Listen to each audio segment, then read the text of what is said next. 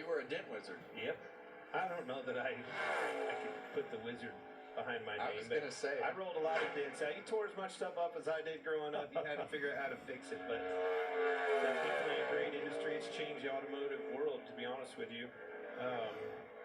Selling cars and working in car dealerships. That was a good exit by Blaney.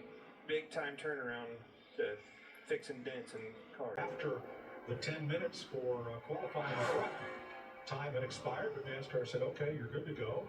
And here he comes to make his qualifying lap. See what his choice is here into turn 1.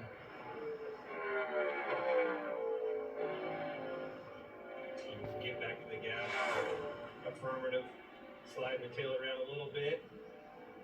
Yeah, and I still think that extra lane down, winding up in the same spot, but that extra lane down to just blow through that first part of the corner is the best way to do it. Well, when he slid on the exit, you saw the time starting to lose. He slid through this corner as well. Not the lap that I thought I'd see out of the 43 in Eric Jones. He has straightaway speed. Here's the Monster Energy Toyota. I'd take a top 10 start. We know he has a long run speed.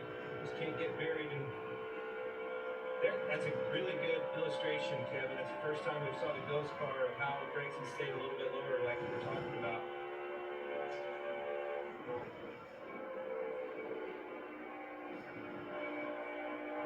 Yeah, he did the same thing on this end down here in 3 and 4, and was had trouble on that seam to make it work.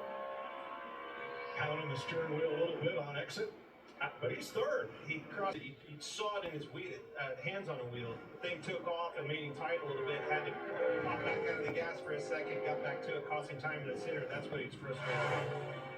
So this is Zane Smith for front row. Started 19th here last year in his only Cup start here. Started top 10 twice this season, including a 7th at Atlanta. Here's the Aaron's rent-to-own Ford.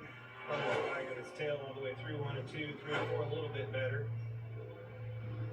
Yeah, you see he's making up time off the exit of the corner, but you just can't use that momentum as he goes 5th quick there. You can't use that full momentum to make the time all the way back up down the front straightaway. So the way that he cut that corner, even though it hurt him on the exit, that time that he cut, he only has to go back to the start-finish line. He doesn't have to carry the momentum all the way down the straightaway. Bubba Wallace in the Columbia Sportswear Toyota started top 10 the last 2 Miami races. He was fastest in practice in Group 1 today, and he has 1 front row start here and finished 6th.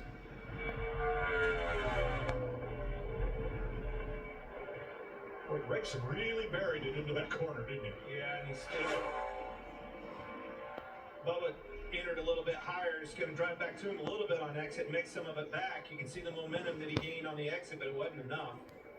Third right now. What takes me, for Gregson, takes me back to what the job he did in 1 and 2, Kevin. That's where his speed was gained. Maybe he's beat everybody by a car length and a half off of 2. Yeah, if you're going to beat him, you're going to have to get through 3 and 4 and get off the corner because that's his weakness. Ty Dillon has 8 Miami Cup starts. Best start of the season, 7th in the Daytona 500. The C-Best Chevrolet. This is a family-owned company based in Florida, in Jacksonville. And what I meant by that, that's if you can match 1 and 2. You got to match. I'm with you. I was going to say, clean that up. You got to match 1 and 2 because we've seen everybody better than him a little bit in 3 and 4 right back to him. But he smoked him in 1 and 2. 12th for Ty. Track position is everything. You can't drive through them. We saw that in practice. Starting up front ahead of these guys fixes a lot of problems here. Good qualifying run from anybody helps the day go so much better. First start of the Cup Series here for Las Vegas, Nevada's Riley Herbst.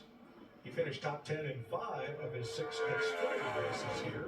This is the Chumba Casino Toyota. Same thing, 1 and 2. He drove in a lot deeper and beat him through to the center of 1 and 2. At the exit, he gave up a little bit of speed. 7th for Herbst. Definitely a bright car. Progressive Insurance will be primary sponsor for 18 races this season for Denny Hamlin, who has 3 poles and 3 victories here in Homestead. It's a great partner for them. It's a big company, big name driver. Exactly what they were looking for. Finally got it.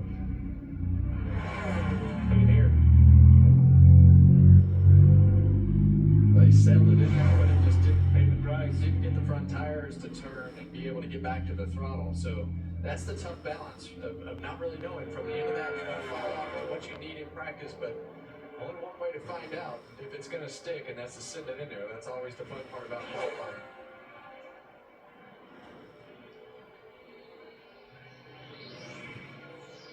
The lap will leave Hamlin ninth for now.